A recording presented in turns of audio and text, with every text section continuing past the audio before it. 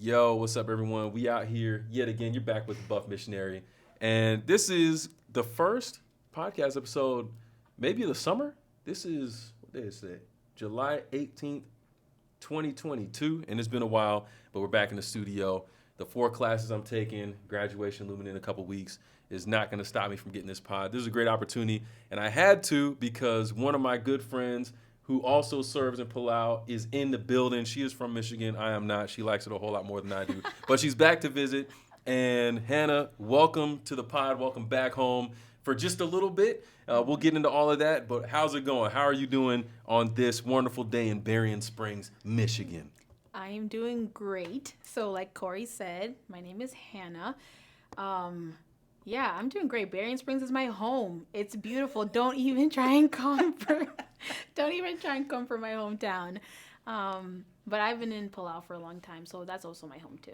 All right. Palau is home. We know how it rolls. We know how it really goes down. You know what I'm saying? Berrien Springs is it's all right. Hey, watch it. But yo, want to encourage you, like and subscribe. Share this with somebody else. We're trying to get these stories out there. These are the stories that need to be told. Service is a way of life that not enough people are embracing, and we want to highlight this and just really let people know that it's possible to live a life that is not all about yourself. That's a good thing. So, Hannah, let's jump right in. And the first question I like to ask people, and I haven't asked this in a while, but it's, what is mission and service to you? That is a question. That's a good question. Okay, so I've actually loved missions my whole life. Didn't get a chance to start doing it till after I graduated from high school. I went to a couple mission trips, Panama, Belize, and everything before Palau. Mm-hmm. Missions and service to me, that is truly the point of life. For me, that's what I honestly think. I believe that if you are a follower of God, if you truly profess to follow what he says, then that has to include missions and service, because that's literally all that Jesus was about when he was here on earth. Facts. Like, that's what we're called to do. We're called not to live for ourselves. We're called to serve others. And that doesn't always just mean going across the ocean, which I am across the ocean in Palau. But I really think that you can serve anywhere. You can serve here in the States, here in Berrien. Even you in can Berrien, serve, imagine that. Right. So missions and service to me, that's just a lifestyle. That's what it is. It's not a thing that I'm just going to do for a few years and now I'm done with it. That's how I live my life. Always looking for a place to serve, a way to serve. And right now it just happens to be in Palau. But wherever God takes me, I'm always going to look for ways to serve. And that's what I'm talking about. A way of life, the way it should be. Mm-hmm. And I agree 100%. If we are professing to be people who follow Christ, that is what he did, so that's what we should do. And it's kind of sad when you look at the general scope of the church. And I'm trying not to be so cynical, but I am. It just is what it is. It is what it is. And I don't see that so much from the general church. And it's kind of annoying. It's kind of frustrating, especially here up at Andrews University. Where we at? Let me stop there. You better watch it. I still got to work Tread this softly. year. Tread softly. Uncut, unfiltered, we out here. Yeah. But anyways, let's move on. So you mentioned you're in Palau right now. Right. Talk to us a little bit about your mission experience and how you got there. Ooh, that is a story. I'm going to try to give the condensed version. All right. So basically, I went to Andrews, and it was I had to do an extra year. So I was a 5th year senior. And towards the end of that year, I thought I was just going to go to grad school, and I'm just going to, get my master's, start working, blah, blah, blah. I thought that was it. And I ended up, things didn't work out that way. They did not work out for me that way. And I was not sure what to do. And missions opened up in front of me as, just a 1-year thing. So I thought, let me go to Palau for 1 year. I actually wasn't even, I didn't want to be a teacher. And in Palau, most of the positions are teaching positions. Mm-hmm. But I tried to finesse my way through it, right? I talked to the principal because he came to Andrews to recruit. And I was like, how about I don't teach? And I was like, how about I go to Palau and do anything else that you want? I know that I feel like, this is maybe the place for me, but what if I just don't do that? And he's like, the positions are what they are, take it or leave it. So I prayed about it, and God guided me through his word and through him, like, just whispering into my heart, but also through other people. Like, other people were speaking it into my life too, and I was like, okay, I feel like this is what I need to do. So I ended up going to Palau for 1 year. I really, really thought it was just 1 year. Yeah, I signed a 1 year contract, and I actually signed it to teach 4th grade. And I was like, what do I know about teaching elementary school? But I signed it, and I went out there, and I've been there ever since. That was... Now, when you say ever since, what year was that first year? That first year was 2017. 2017. Yeah, so we're talking 17, 18, 19, 20, 21, 22. Going on 6 years ago? Going on 6 years ago, yeah.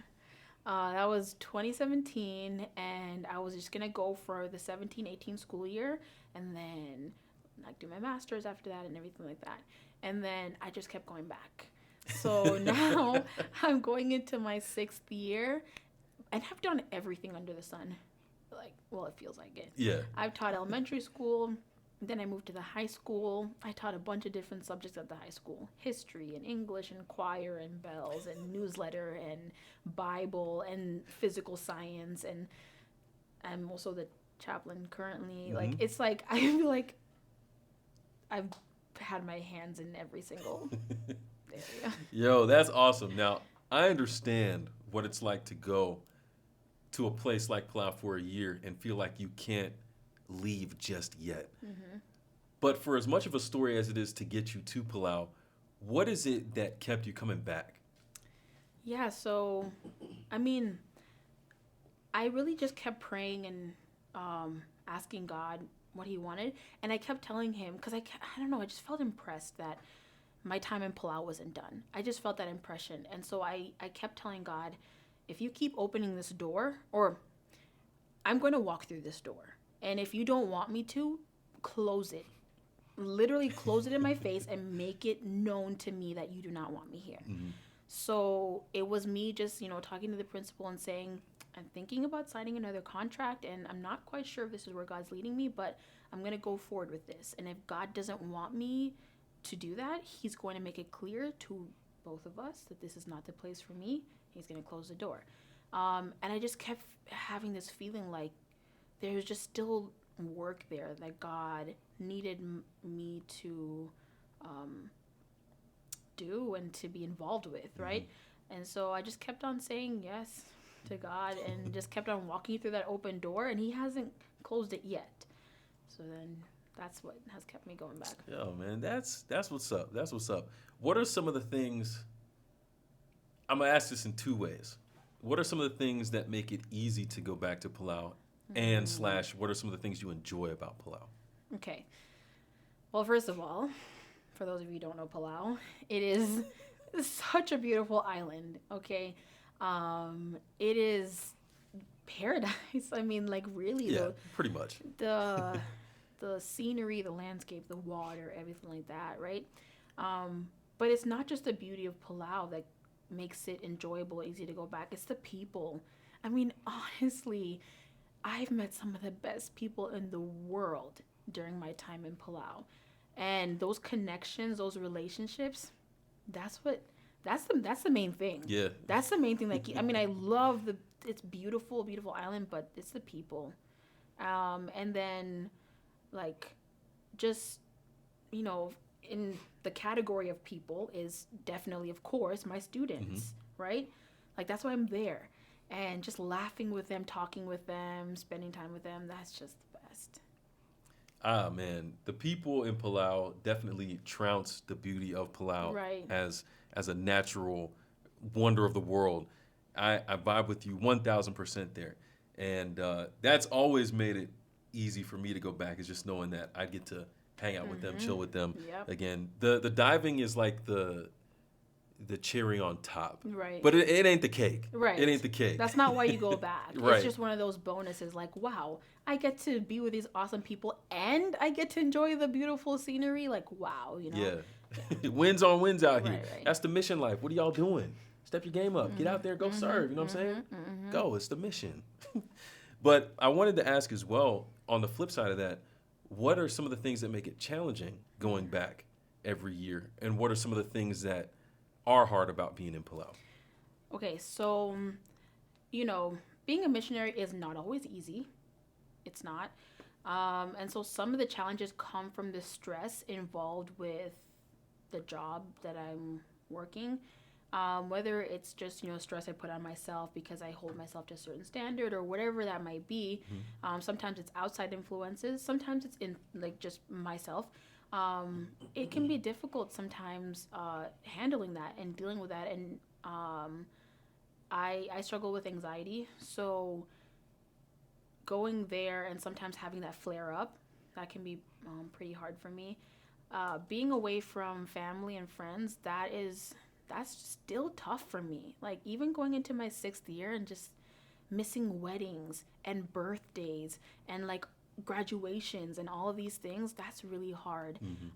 Sometimes also the standard to which we're held to, that can be hard because it makes you at times feel like you have to hold yourself to, I don't know how to explain this. It's like you don't feel necessarily free to maybe make mistakes or whatever because there's a certain way that we're seen, especially in the society and everything like that. And so you do feel a little bit uptight, like you feel, I don't know what words I'm looking for here, but basically it can be difficult to just be free and like be yourself because of the eyes that are on you and what's expected of you and the standard that you have to uphold. That's such an interesting point. Over the last few months, and maybe in my time here being in seminary, that is something that I've had more of a question about. Not in Palau or like the expectation that society has of missionaries, but the expectation that people have of Christians. And then that's on an inside and outside the church level. Right. I find it very interesting and troubling that within Christianity we have this idea of what perfection is supposed to look like. And we know we're not because we're sinners just like everyone else. Right. But it's almost like, well, if I want to convince that non-Christian to join me as being a Christian, then they have to be able to see me as perfect so they know that what I'm talking about is worth doing. But that doesn't seem right to me. Right. So I have many thoughts about that. And I agree that we need to be able to show that we are human and we struggle and make mistakes and we're not perfect, but we have a perfect God. And so that's the thing that we should be showing the world is like, hey, look, I'm human. You should not put me on a pedestal. Like, take me off the pedestal. I should not be on here. Put God up there, And so even when it comes to out there in Palau, okay, so when I'm out in the society or the community, yeah, there is, certain expectations of me. And so I do carry myself in a certain way. And same thing when I'm with my students. But when I'm with my students, I really do my best to show them that I'm not perfect. And so when I'm, if something goes wrong or something like that, I don't try to cover up like, oh, no, I got it all under control. Sometimes I really do not have it all under control. And that's okay. Okay, and it is actually fine. I've had students tell me over the years that they're like, oh, miss, I just, you teachers, like, you guys are just so perfect. Like, and, your walk with God is so perfect. And so we can never reach that standard. And it can be hard for them to see that. And so I tell them, I'm not. And so whenever there's an opportunity for me to show them, like, that I'm not, in a way that can teach them a lesson, I want to do that, right? So even though there is this high standard we're held to, I don't like that is what we're expected to do. I think people need to see that we're human. They need to see the humanity in us so they can see like, oh, they're just like us. Oh, but they can still live a life where they know that they have hope and like they can still live a life that is still joyful and happy and all that. How? Why? And then you can show them the God we serve and be like, hey, that's what it's all about. No, I really like that because you're talking about something that's really so fundamental to Christianity. The fact that Christ, we call him the Redeemer, right? But when most people think about that, they look at it as this singular event that makes it impossible for me to have a reason to make a mistake now. And it's like, if I make a mistake, shoot, I need to do penance or You're right. Crawl on my knees. Yeah. It's like I need to make up for it because I'm so bad. We already are bad. Right. Like before what Christ did and after what Christ did, we're still sinners. That part hasn't changed. The only part that's changed is that we have a chance now to experience something better because of him. Right. And only with him on the pedestal can we see that and embrace that. Right. And by extension, you're also bringing up something interesting. When I look at people when I've had conversations with people these last couple of years here who don't want to be missionaries, they bring up this thing like, I'm not good enough. Right. Or I don't feel like I'm a good enough Christian, or I'm not perfect enough to do that. Right. And what you're saying goes completely opposite of that. Right. Because look, I'm not. I know people look at me. They're like, oh, but you do this and that, and like you're so. I'm like, you don't know my life. You don't know the things I struggle with. Like you don't know all those things. And whenever there's an opportunity to share that, I'm like, look, you don't have to be good enough.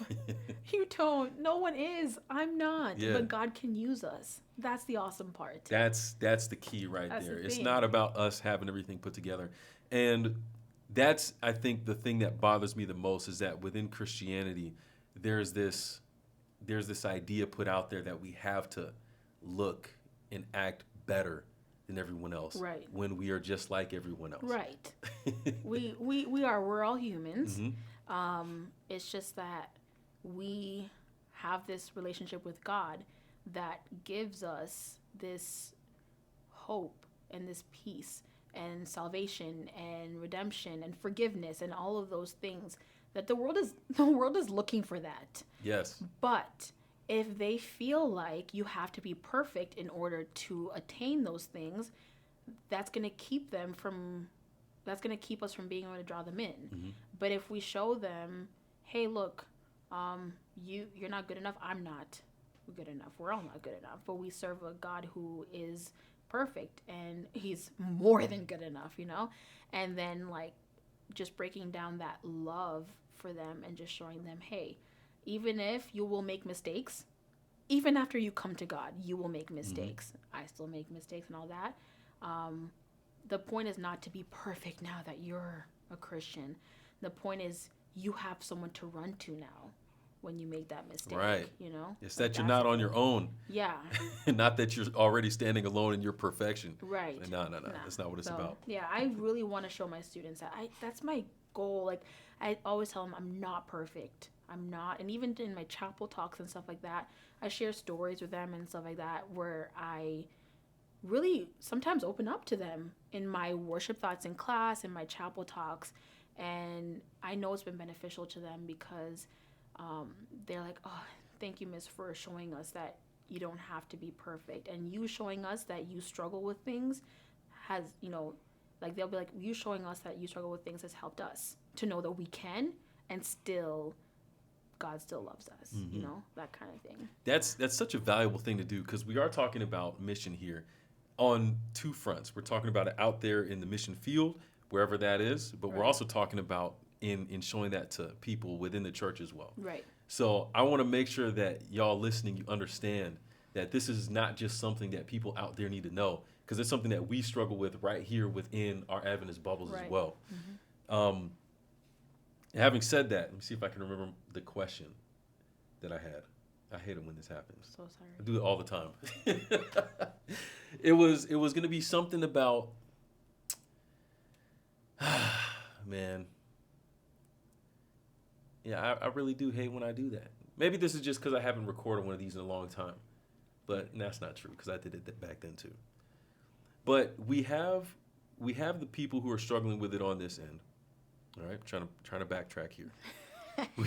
we have. It'll come to you. Okay, there it is. There it is. So we have, like I said, we have it on the two fronts, and I don't think a lot of us realize what the dynamic is that you're doing this within a school like Palau Mission Academy, a mission school. Right. What is the demographic of the students there spiritually or religiously? Oh my goodness. Barely any of our students are would say that they're spiritual or religious. If we're talking like Christianity, yeah, I mean, they come from some of them come from Christian families, but do they actively practice? Not really.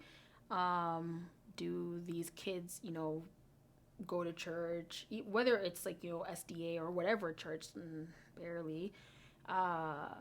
And even just talking about being Adventists, our demographic of Adventists is just a small handful in the hundreds of students that we have between the elementary and the high school.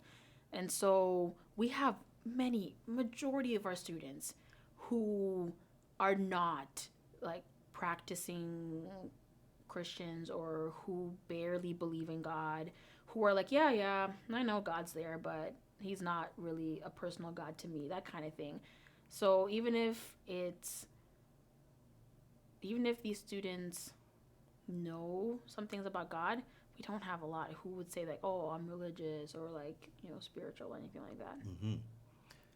That to me is an indicator of a couple things. One is just how valuable the volunteer missionary is, because you're literally being put out there in a position to communicate with people who don't have your background. They don't have your culture. They don't believe the same things you do. At least pre-COVID, I hope it adjusts back to where we can get a lot of the students from Japan, Korea, China as well. Yeah. Because that was just another piece of the puzzle that was added there. But I also think it's a beautiful thing because, again, I'm not going to assume that everyone within Christianity believes the same thing, has the same culture, the same background, same experience spiritually. So being able to reflect that back to our own, so to speak, can encourage the people that we're growing up with that Jesus is someone who is relatable, that he's someone that they can figure out something with and learn to grow with. So it's something that needs to happen on both sides, and I think we take it for granted within the Christian bubble that we already have that figured out. Right. But when we look at the young people who are leaving the church and the rate that they're leaving it, clearly we don't have it all figured out. We can't afford to assume that they know what it's like to have a personable God. I study Steps to Christ. That's my jam. I read through it at least once every year, or try to. And every time, and maybe even more so this last time that I spent reading it, I'm looking through and I'm like, man, we don't do that. The things that I see about Jesus and the way that he interacts with people, I'm like, we don't do that. Right. And then I have to ask, well, if we're not doing what Jesus did, then what is this Christianity we're putting out there? That's a question. that might be a whole other episode within itself. So we're not going to go down that road here. But that thought is there. Yeah. I mean, I'm sure we both have many thoughts about this.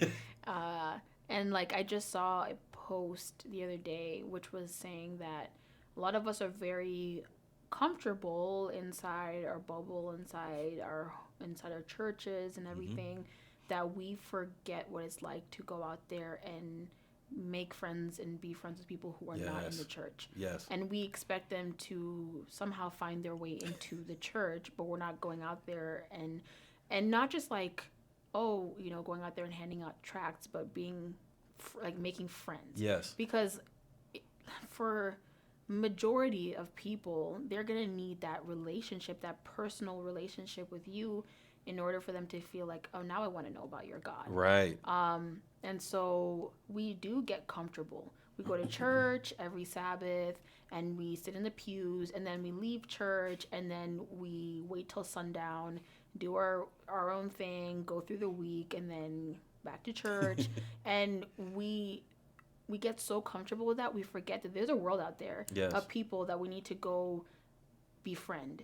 And then after we befriend them, we need to show them this God, right? The God that we believe in. And so we have a mission anywhere and everywhere, not just Palau, everywhere. There's people right here in Berrien or whatever, who do not, like you were saying, they do not know about a personal God. They're like, yeah, God, I've heard about him. I know he's around, right? but for him to be personal to them, like, It's a foreign concept. That's like for them to talk to him. Mm-hmm. What? You know? So I think it just takes us being shaken out of our comfort zone.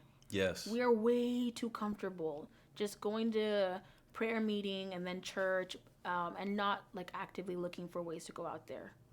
And it's just hard. That's facts. That's facts. We were talking about it earlier, like how you can go through elementary school, high school, middle school, college, all within the same bubble. And it's actually kind of shameful to think of how you could go from being born to a college graduate and then depending on where you go to work and never come in contact with someone who doesn't believe something outside of you. Yeah. And then we don't realize, for us, it feels like we're doing good because we're staying within the Christianity. But for the people who are looking at us or who see us every day that we never reach out or interact with, if they ever hear that we are a Christian or an Adventist, it's like, oh, so that's what your brand is about. Yeah. And they end up getting a picture from God that we may not be intending Right. to show them, Right. but that's what they get because we're just staying within our comfort zone. Right. Yeah, you were so correct. It is very easy to go through the stages of life in the Adventist bubble. And not that that's like necessarily bad in and of itself, because I know people who do that. But if we're not looking for opportunities to bring people into the truth that we have, then it's like we are not doing what we're called to do. It's okay if you're in the bubble. Okay, if you're in the bubble, all right, acknowledge that you're in the bubble, right? Bubble wins are valid. But yeah, No shade, LA Lakers. you need to like, you need to reach out. You have to reach out. Like, it's imperative that you reach out. Yes. You know, like, oh, yeah. I'm so passionate about, like, you know, reaching out to people. I'm so passionate about it. I think about Christ and how he did make a habit of going to the synagogue. That was his custom. Right. But the knock that people had on him, oh, that's the dude that hangs out with the sinners. Oh, look at him. He's with those lowlifes and those rejects again. Right. And then I'm like, wait, what? That's what they're getting upset with him for? Right. When that's what it's supposed to be all about? Old Testament, everything you read about what we're supposed to do exemplifies exactly what Jesus did. Right. And then I think about it to today. How many people would be able to say about Corey Johnson, oh, that's the dude that's always hanging out with those bums? Or, oh, there he goes hanging out with those smokers and drinkers again. Right. How many of us can something like that be said for? Right. A lot of us. I mean, and the thing that I think also about Christ is, yeah, he had his inner circle, right?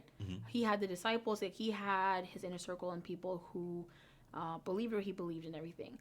But he still went out. And like you said, he was with the sinners and like, or as they would call it, as if we're not all. Anyways. Right. Anyways, Right. yeah, he was with the, the people who were seen as like low lives and all that kind of stuff, right?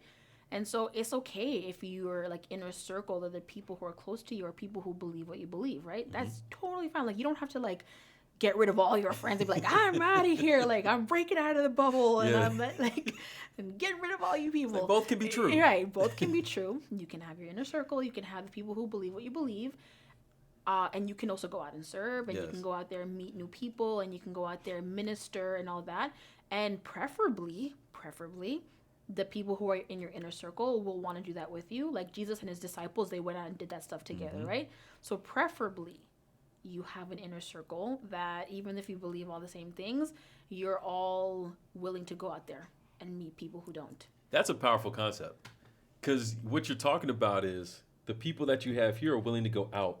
So that way, the people that you find out are willing to come in. Oh, that's a thing. Oh, that's a word. that's a word. So, but that's what it should be like. Right. That's what Jesus did. That's true. Yeah. Because people joined his inner circle. Like, it was more than just the 12 disciples. Right. Like, like, I know we only ever hear of the 12 disciples, but we know that he had many other disciples who were not just the 12, right?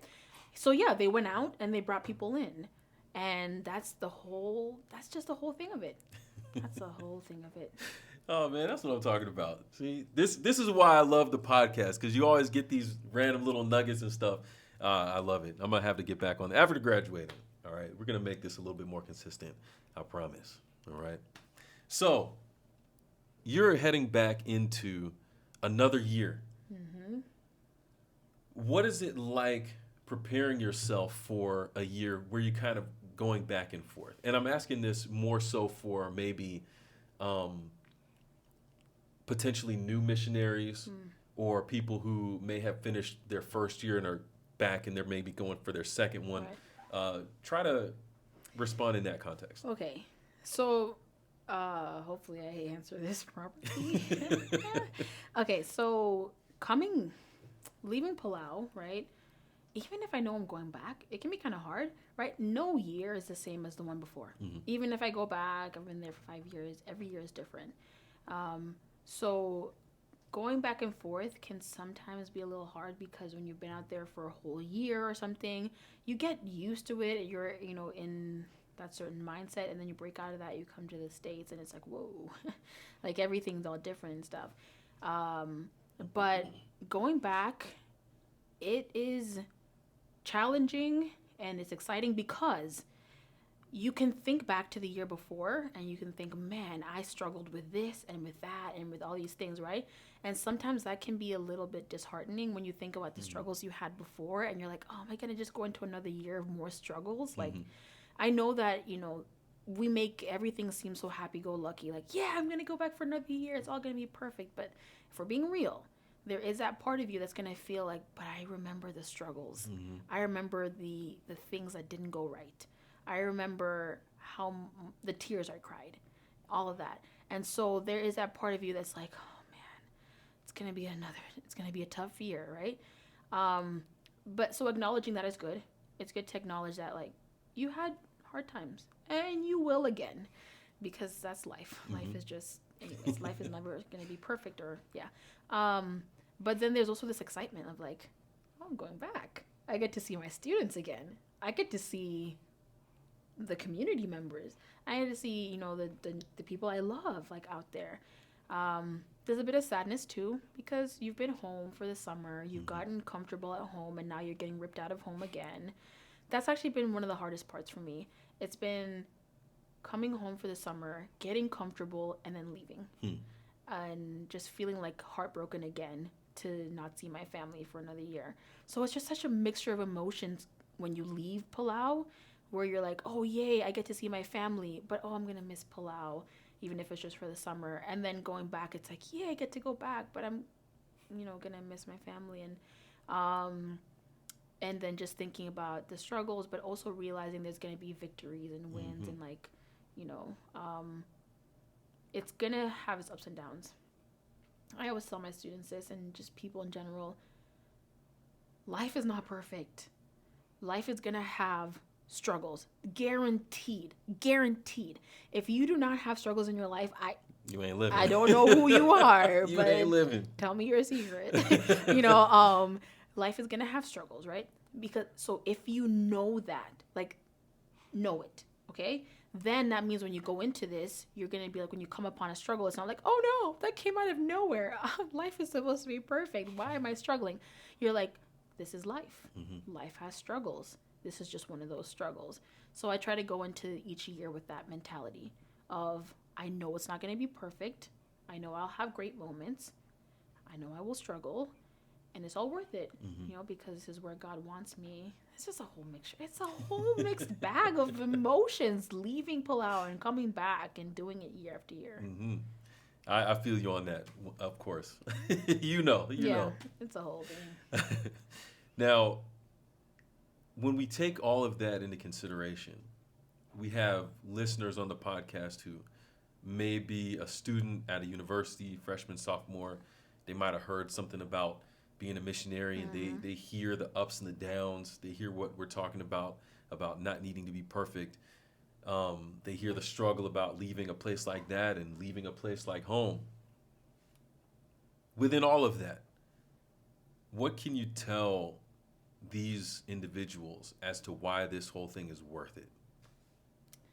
Yeah, well, I have many thoughts. I don't know which one to pick first. Well, first of all, as far as it goes with the struggles and everything like that, if you go to the mission field, you will have ups and downs and you have struggles.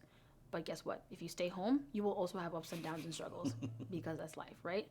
So knowing that you may struggle shouldn't keep you from serving if you feel God leading you there, because no matter where you go and what you do, you're going to experience the struggles of life. Mm-hmm. And so don't let that be a hindrance to why you don't want to go out to the mission field. Another thing is, I know sometimes, like, with some of the younger missionaries, they really, really don't feel qualified. I mean, I did not feel qualified. Even after 5 years of college, I did not feel qualified, right? So you take someone who's only had a year or two, and they're like, what? Like, I just came out of high school, and now I may potentially be teaching people that are, like, only a year or two younger than me. Mm-hmm. But a quote that people use all the time, which I can't help but use it here because it just fits. Like, you know, God doesn't call the qualified, he qualifies the called. Like, it's just something that I always tell myself. You'll never be good enough. Even if you are an education major, you still will go out there and be like, what? You know? Even some of us who've been out there for years, we're still like, what's going on here? Right? So you're not going to really feel qualified, but taking that leap of faith, man, it's gonna change your life. For the better, I hope for the better, because some people go out there and they don't give it their all, and they're out there for the wrong reasons, and it does change their life, and sometimes not for the better because they don't open themselves up to that. But I really think that for someone who's thinking about serving, and if you really feel like it's on your heart, you're like, no, God, maybe he's not. Like, God is, if it's on your heart, he's calling you to do it. If it's there, straight up. if it's on your heart, he's calling you to do it. So it's for the best to answer that call. And even if maybe that's not on your heart about going out, quote unquote, out to the mission field, you can still look for opportunities to start serving here. And maybe once you start serving in your community, you realize, oh, okay, hold on. I like this. I like serving. And that might, push you to look into serving somewhere else. Yeah. Broadening your horizon. I like that. There's so much encouragement that we can find in this episode for people listening. I hope that everybody listening would at least give it a shot. And again, chances are if you were listening here, you either know one of us or you were one of our students or you're curious about missions. So if you fall into any one of those categories, you can actually find ways to serve. And again, we're talking about a mentality, going back to what Hannah said from the jump. We're talking about a way of living, not just a place that you go. Right. The place that you go doesn't make you a missionary, because you can be a missionary wherever you are. Exactly. And it's about that mentality. Don't forget that. Anybody can do it. And if we're trying to rep Jesus out here, then we should be doing it. So we're getting close to wrapping this up, Hannah. Any last words, any last nuggets you want to drop before we wrap it up? Where do I begin? All right, so I got about 50 nuggets. I'm kidding. All right, so number one, just kidding. Hey, let's go. Let's go. I do love to talk, though. I'm not going to lie. I do like talking. So Hannah's podcast is coming out soon, guys. Tune in on all streaming platforms. Yeah, maybe. Stay tuned. It's going to happen.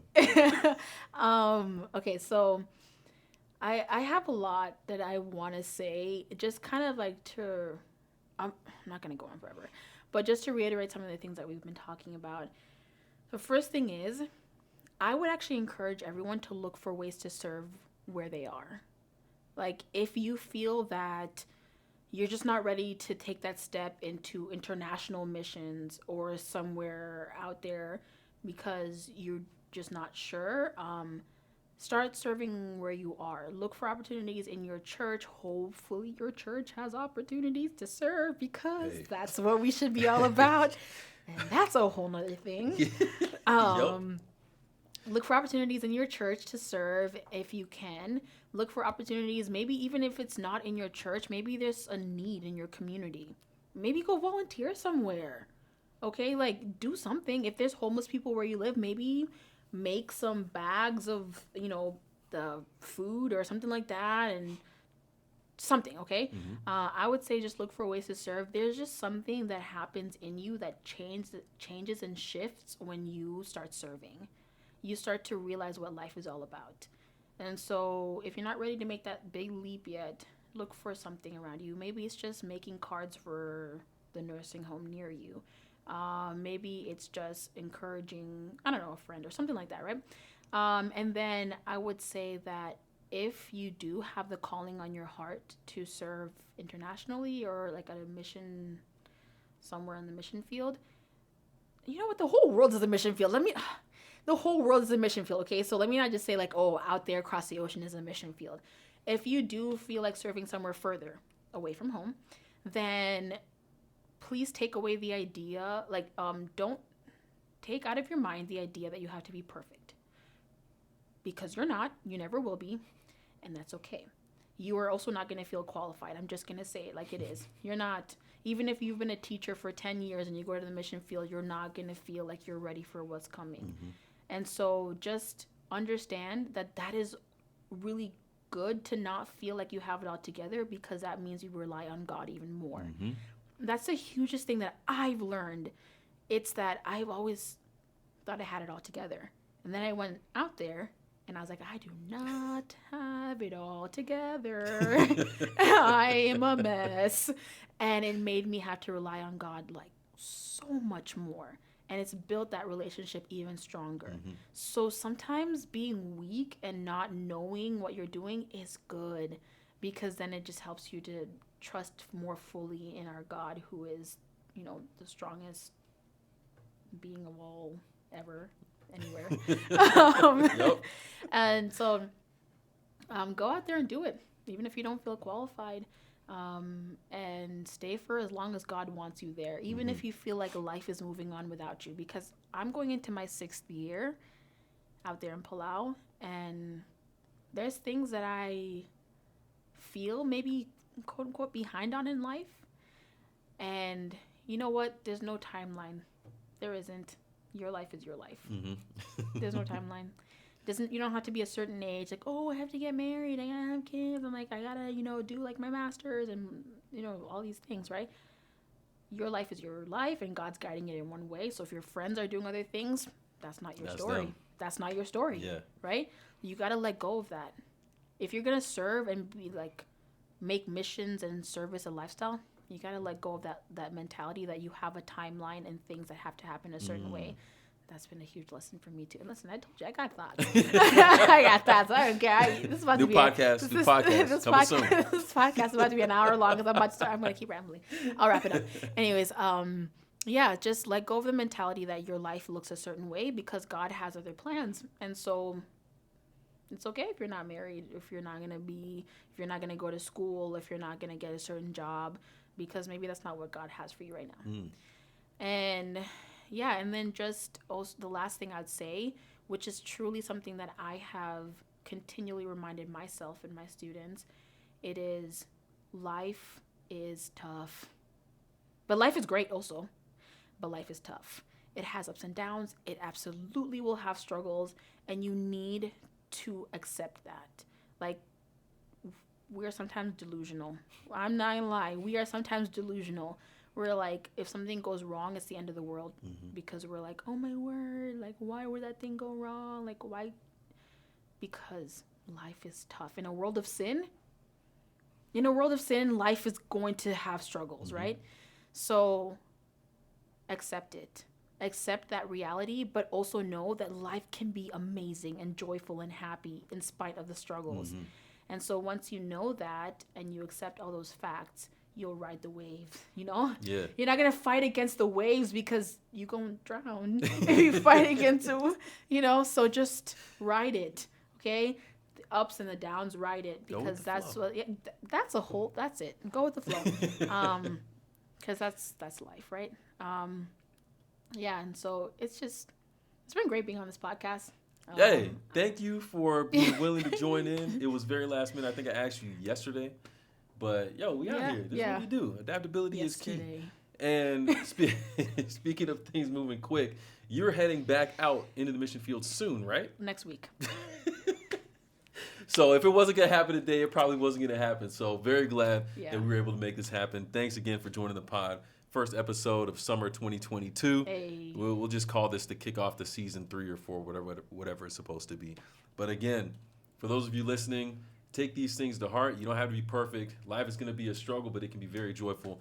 And what you'll find is that I think within this particular opportunity is one of your best opportunities to grow and to learn how to have a better perspective on the struggles and the hard things in life, and even perhaps bring more joy to the good things in life. You have to have that balance to be able to appreciate it. Right. So I want to thank you again. Stay tuned for whenever Hannah's podcast comes out.